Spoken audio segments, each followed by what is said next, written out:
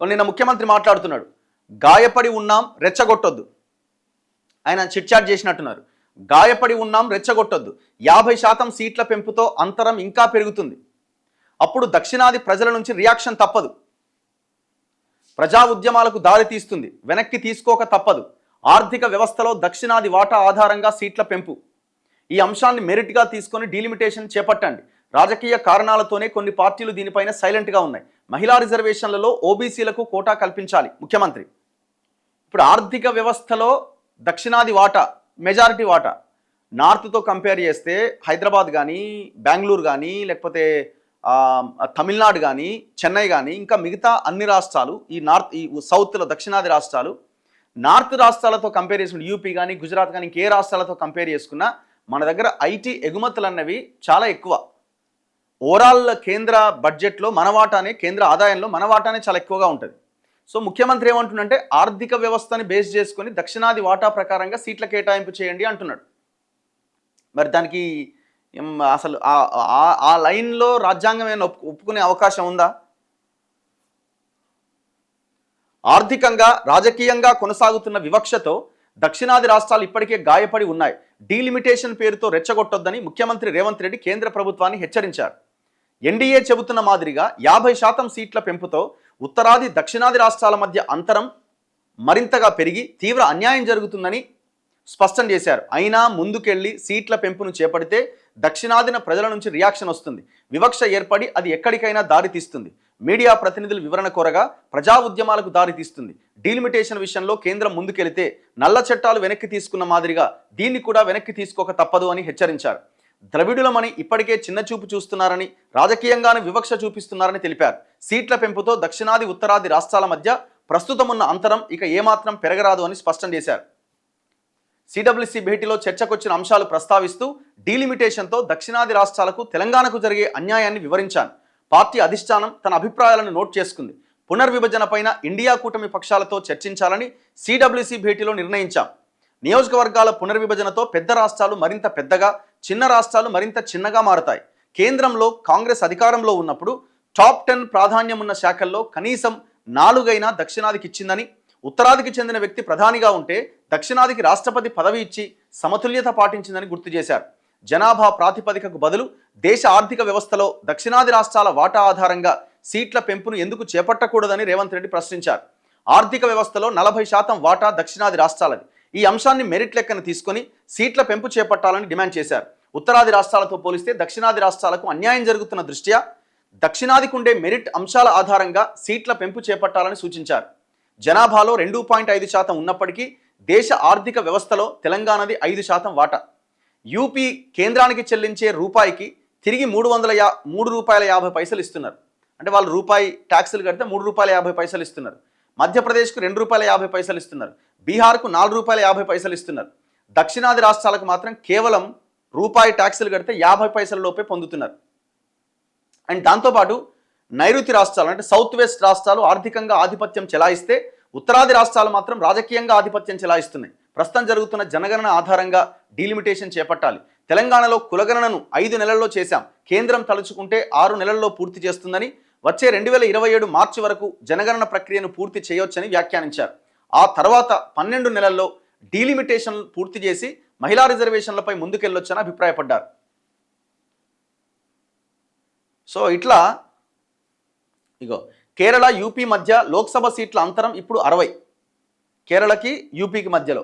NDA చెబుతున్న మాదిరిగా 50% సీట్ల పెంపు జరిగితే సీట్ల తేడా 90కి పెరుగుతుంది. ఇదే శాతాల పరంగా చూస్తే 100 నుంచి 150కి పెరుగుతుంది. దక్షిణాది రాష్ట్రాల అవసరం లేకుండానే కేంద్రంలో ప్రభుత్వాలు ఏర్పడతాయి. బీహార్, మధ్యప్రదేశ్, రాజస్థాన్, ఉత్తరప్రదేశ్ రాష్ట్రాల సీట్లు సరిపోతాయి. డీలిమిటేషన్తో దక్షిణాదిలో సీట్లు 130 నుంచి 195 అయితే ఉత్తరాదిలో మొత్తం 600 సీట్ల వరకు ఉంటాయి. డీలిమిటేషన్ పార్టీల సమస్య కాదు, ప్రాంతాలు, చిన్న రాష్ట్రాల ప్రజల సమస్యగా చూడాలని వ్యాఖ్యానించారు. ఇప్పుడు ఎంత 543 పార్లమెంట్ స్థానాలు 800లకు పెరిగినాయి అనుకుందాం. అన్ని రాష్ట్రాల్లో 50% పెరుగుతాయి కదా.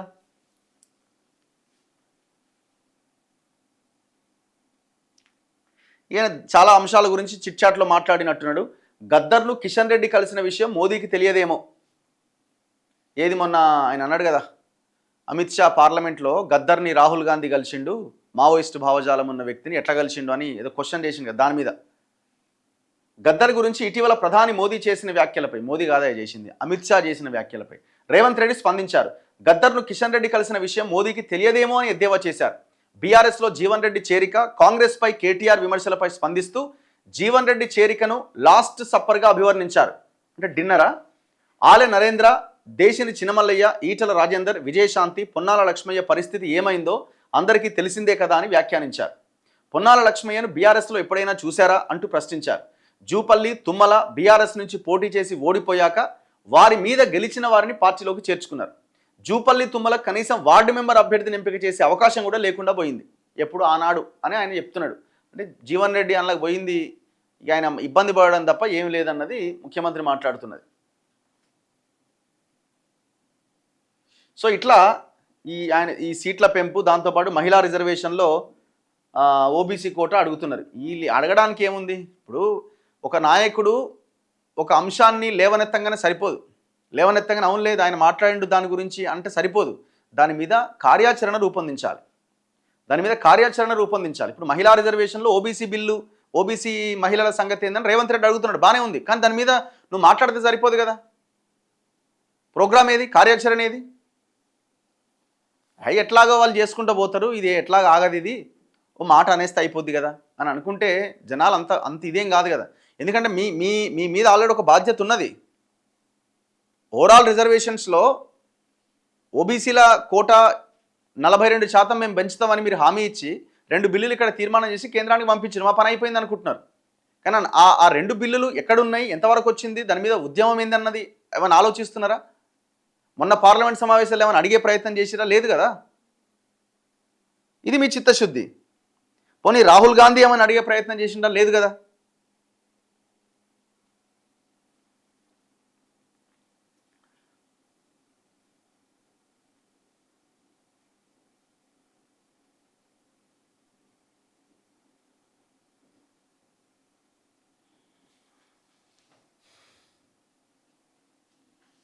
ఏమైందట?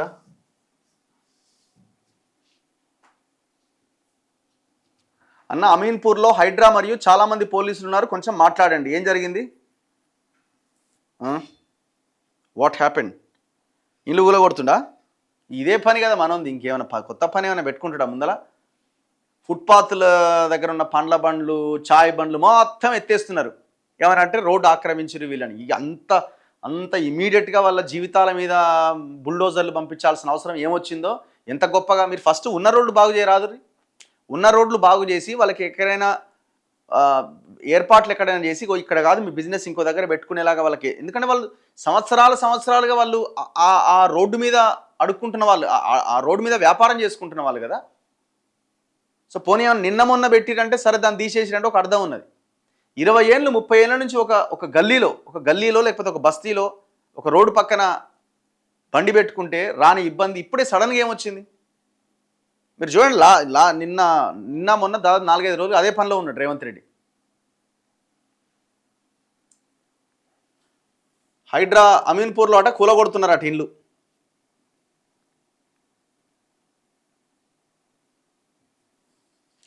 అసలు ఓబీసీలకు జనరల్ కోటాకే చట్టం లేనప్పుడు ఇక మహిళా కోటా ఎక్కడిది? గతంలో సొంత అలయన్స్లో ఉన్న ములాయం, లాలు, అరచి అసలు మహిళా కోటానే లేకుండా చేశారు. చరిత్ర పునరావృతమవుతున్నది.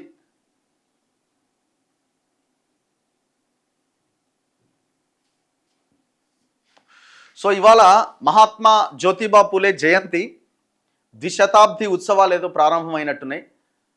సో ఆయన 1820స్లో ఆయన జన్మించడం జరిగింది, 1827 అనుకుంటా, సబ్జెక్ట్ టు కరెక్షన్. సో ఆయన ఆశయాలు, ఆయన కలలుగన్న రాజ్యం, సమాజం నిర్మితమైందా అంటే ఇంకా మనం ఆయనకి దండలేస్తున్నాం, ఆయన విగ్రహాలకి పాలాభిషేకాలు చేస్తున్నాం, జయంతులు చేస్తున్నాం, వర్ధంతి రోజు నివాళి అర్పిస్తున్నాం, అన్నీ చేస్తున్నాం, కానీ ఆ రోజుకే పరిమితం అవుతున్నది అది. ఇప్పుడు ఈ మహనీయుల జయంతులు అంబేద్కర్ గారిదైనా లేకపోతే జ్యోతిబా పూలేదైనా మనం ఆ రోజు ఒక ఈవెంట్ లాగా చేసేస్తున్నాం. కానీ వాట్ నెక్స్ట్? దాని తర్వాత రోజు 365 రోజుల్లో ఒక రోజును మనం కేటాయిస్తున్న మహనీయుల జయంతి కోసం. ప్రభుత్వాలు అయితే అది కూడా చేస్తలేదు అనుకోండి, మరి 364 రోజుల పరిస్థితి ఏంది? సో చదువు కోసం, సమాజంలో మార్పు కోసం వాళ్ళు చేసిన త్యాగం మామూలు త్యాగం కాదు. దాంట్లో మనం చేసేది ఒక 1% కూడా కాదు, 0.00001% కూడా కాదు. కుటుంబాలని త్యాగం చేశారు, ప్రాణాలని త్యాగం చేశారు, రక్తాన్ని అర్పించారు. ఒక రకంగా చెప్పాలంటే తమ తెలివిని, తమ శరీరాన్ని అన్నీ వదిలేసుకొని. సో అట్లాంటి గొప్ప సంఘ సంస్కర్తలు వాళ్ళ జయంతులు మాత్రమే చేస్తున్నాం, కానీ వాళ్ళ ఆశయాలను ముందుకు తీసుకెళ్లే ప్రయత్నం మనం చేయట్లే. ప్రభుత్వాలు అసలు పట్టించుకోవట్లే. మహాత్మా పూలే అంబేద్కర్ గార్ల జయంతి ఉత్సవ కార్యక్రమాలు చేసే అర్హత ఉందా? మహనీయులు చెప్పింది ఏంటి, మనం చేస్తున్నదేంటి, అసలు వారి వారసులమేనా, అలా అని చెప్పుకునే అర్హత ఉందా అని జ్ఞానంతో, సోయితో ఆలోచించాలి. కరెక్టే. ఏప్రిల్ నెల రాగానే మహనీయులు గుర్తొస్తారన్న అందరికీ. కరెక్ట్ మీరు చెప్పింది. జాబ్ క్యాలెండర్ గురించి ఒక ప్రెస్ మీట్ పెట్టండి సార్. ఎవరు పెట్టాలి ప్రెస్ మీట్? ఆ నిరుద్యోగ మూమెంట్ అనేది స్టార్ట్ కావాలి. ఎందుకో ఏదో ఈవెంట్స్ లాగా జరుగుతున్నది. అది ఒక రోజు స్టార్ట్ అవుతుంది, ఇంకో రోజు దాన్ని ఒక కంటిన్యూ ప్రాసెస్ లాగా, ఒక ప్రోగ్రామ్ లాగా కార్యాచరణ తీసుకుంటే గొప్ప మూమెంట్ అవుతుంది. ఎందుకంటే ఇవాళ సమస్య ఉన్నది. 2 లక్షల ఉద్యోగాలు సంవత్సరం లోపు వేస్తామని చెప్పిన వీళ్ళు 1,00,000 ఉద్యోగాలు కూడా వేలేంతవరకు.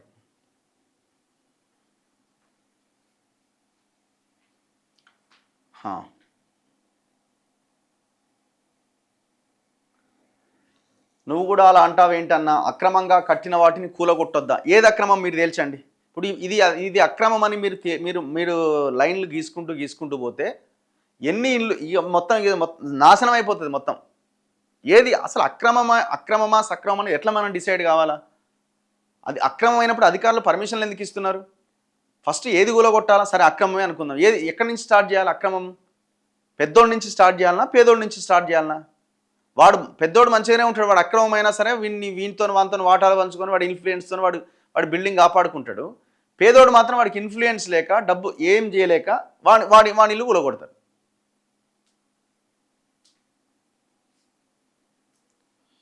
వైన్ షాప్ క్లోజ్ చేయాలి టుడే అట. ఏం అడిగినారు బ్రదర్ మీరు? ఏమి వైన్ షాప్ క్లోజ్ అవుతుందా? వైన్ షాప్ క్లోజ్ అయ్యే పరిస్థితి ఉంటుందా? రాష్ట్రం మొత్తం అతలాకుతలం అవుతుంది, అల్లకల్లోలమే. ఒక వారం రోజులు బంద్ చేసి చూడండి వైన్స్లో. ప్రజలు కాదు అల్లకల్లోలం అయ్యేది, ప్రభుత్వం అల్లకల్లోలం అవుతుంది, ఆగమాగం అవుతుంది. ఎందుకంటే 40,000 కోట్లు ఎవ్రీ ఇయర్ టంచన్గా ప్రభుత్వ అకౌంట్లో పడుతున్నది. అసలు నెట్ క్యాష్ అనమాట. ఇక లిక్విడ్ క్యాష్ వచ్చి ఇట్లా అకౌంట్లో పడుతున్నది, గవర్నమెంట్ అకౌంట్లో 40,000 crores. 3 లక్షల కోట్ల రాష్ట్ర బడ్జెట్లో 40,000 కోట్లు వచ్చి అకౌంట్లో పడుతున్నాయి. ఆగిపోతే ఇమాజిన్. అస్సలు మనం అది ఊహించలేము. ఇక అన్న ప్రభుత్వాలు రోడ్డు పక్కన చెట్లు పెడుతున్న ఎలక్ట్రిసిటీ వాళ్ళు జేసీబీలతో పీకేస్తున్నారట. రఘు అన్న జీవన్ రెడ్డి టీఆర్ఎస్లో చేరిండు, ఆయనకే దెబ్బ. ఎందుకంటే పొన్నాల లక్ష్మయ్యని చూశాం కదా, అసలు కనీసం ఫోటో కూడా లేదు. ఇప్పుడు ఆ పార్టీ అనేది ఒక పర్సన్ మీద నడిచే పార్టీ అండి. జీవన్ రెడ్డి గారు ఆయన మంచి లీడరు, ప్రజల్లో ఉన్న లీడరు, సామాన్యుడిగా జీవించే ఒక మంచి వ్యక్తి, అంత బాగానే ఉంది. కానీ ఇప్పుడు ఆయన ఎవరి మీద విమర్శలు చేసి ఏ పార్టీలకు పోయిండు? సరే మరి నువ్వు చెప్పి ఏ పార్టీలకు పోవాలంటారేమో, అన్ని గవే ఉన్నాయి. ఎన్నకు పోయినా గదే, ఎందులోకి పోయినా గదే. కాబట్టి ఒక లైన్లో సరిపోతే పోనీలే, ఆయన రాజకీయ జీవితం ఆయనదని అనుకొని వదిలేయాలి గంతే. ఐలాపూర్ రండి, హైడ్రా వచ్చింది.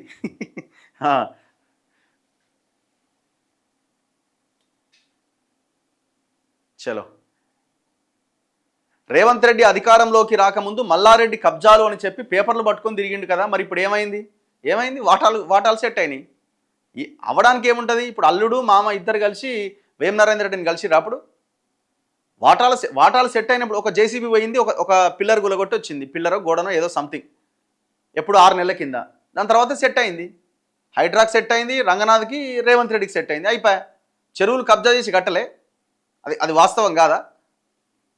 100 ఎకరాలు కబ్జా పెట్టిండు, 100 ఎకరాలు. ఈ రేవంత్ రెడ్డి దేని గురించి అధికారంలో ఉన్నప్పుడు రేవంత్ రెడ్డి అనే మనిషి పొద్దుగాల ప్రెస్ మీట్ పెడితే సాయంత్రానికి సెట్ అయిపోయేది. మీరు ఈ జూబ్లీహిల్స్ చెక్ పోస్ట్ దగ్గర ఇప్పుడు ఆ ఫ్లైఓవర్లు, అండర్ పాస్లు ఏదో కట్టి మొత్తం రోడ్ అంతా వైడనింగ్ చేసే ప్రయత్నం చేస్తున్నాడు కదా, దాని వెనకాల ఏమున్నది? దాని వెనకాల మంత్రి డెవలపర్స్ పేరుతో పెద్ద కన్స్ట్రక్షన్ ఉంటుంది, మీరు చూసింటారు. చాలా పెద్ద ఆగింది ప్రస్తుతానికి. దాని పక్కన ఇంకొక కన్స్ట్రక్షన్ ఉంటుంది, శ్రీనివాసరావు అనే ఒక వ్యక్తి దాదాపు 20 ఫ్లోర్లు ఏమో కట్టిండు. సో ఇవన్నింటి మీద రేవంత్ రెడ్డి పీసీసీ అధ్యక్షుడిగా ఉండి ప్రెస్ మీట్ పెట్టిండు. సాయంత్రానికే సెట్ అయిపోయింది. ప్రెస్ మీట్లోనే చెప్తాడు ఆయన, ఇగో నేను మళ్ళీ మాట్లాడకపోతే ఇగో రేవంత్ రెడ్డి అమ్ముడు పోయిండు అది ఇది అని అంటారు, నేనైతే ఉన్న ఇన్ఫర్మేషన్ మీ ముందు పెడుతున్నా గంతే అని తప్పించుకున్నాడు. సాయంత్రానికి సెట్ అయిపోయింది, అధికారంలోకి వచ్చిండు. మరి అది అది అది ఆపాలగా. ఇప్పుడు ఈ అండర్ పాసులు, ఈ ఫ్లైఓవర్లు జనాల కోసం కాదు, వాళ్ళ కోసం వేస్తున్నాడు. ఇట్లా మాట్లాడుకుంటూ పోతే బొచ్చడు ఉన్నాయి, బొచ్చడు. ఆయన ప్రెస్ మీట్లు అన్నీ వెనక్కి తిరిగా యూట్యూబ్లో చెక్ చేస్తే ఇట్లాంటి నాయకుల మీద మాట్లాడి బొచ్చడు. ఇప్పుడు మహిం రామేశ్వరరావు మీద మాట్లాడిండు, పచ్చి బూతులు మాట్లాడిండు. ఒకానొక సందర్భంలో నా మీద వేస్తారా తప్పుడు వార్తలు అని అన్న దగ్గర నుంచి దిగలే. ఒక వీడియో ఉంటుంది. అట్లాంటి రామేశ్వరరావు మీద ఎంత పాజిటివ్ కార్నర్ వచ్చింది రేవంత్ రెడ్డికి. ఏమైపోయింది? ఆయన కబ్జాలు ఏమైపోయినాయి, ఆయన భూములు ఏమైపోయినాయి. మెగా కృష్ణారెడ్డిని అసలు మామూలు యుద్ధం కాదు కదా. అదే మెగా కృష్ణారెడ్డికి 88 ఎకరాలు వికారాబాద్లో, ఆయన జగన్మోహన్ రెడ్డి రిషికొండ ఏదో కట్టింది కదా, వెల్నెస్ స్పా, ఇంటర్నేషనల్ స్పా, చాలా కాస్ట్లీ స్పా. అంటే పెద్ద పెద్ద వాళ్ళు ఎయిర్పోర్ట్ నుంచి చక్కగా వచ్చి ఆ వెల్నెస్ సెంటర్కి పోయి మసాజ్ చేయించుకుంటారు అన్నట్టు. సో అట్లాంటిది కట్టబోతున్నాడు వికారాబాద్లో. 88 ఎకరాల్లో 99 ఏళ్ళకి లీజుకి ఇచ్చిండు. ఎక్కడిది? ఎక్కడనో దావోస్లో దీనికి సంబంధించిన అగ్రిమెంట్స్ జరిగినాయి. మరి ఇది ఎవరు చెప్పాలా? మరి ఆ మెగా కృష్ణారెడ్డి మీద ఫైట్ ఏమైంది రేవంత్ రెడ్డిది? అంతే ఉంటుంది. అదే మెగా కృష్ణారెడ్డికి ఇక్కడ ఈ జూబ్లీహిల్స్ చెక్ పోస్ట్ దగ్గర రోడ్ల వైడనింగ్ కాంట్రాక్ట్ మొత్తం ఆయనకే ఇచ్చినారు.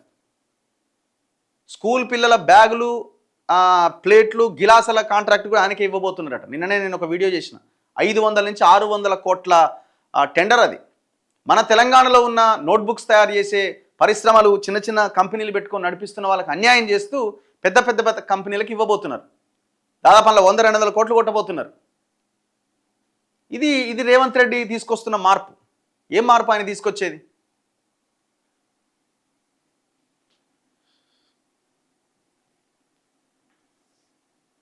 అన్నగారు చేనేత సహకార సంఘాల్లో నిజమైన చేనేత కార్మికులకు సభ్యత్వాలు లేకుండా చేసిరట.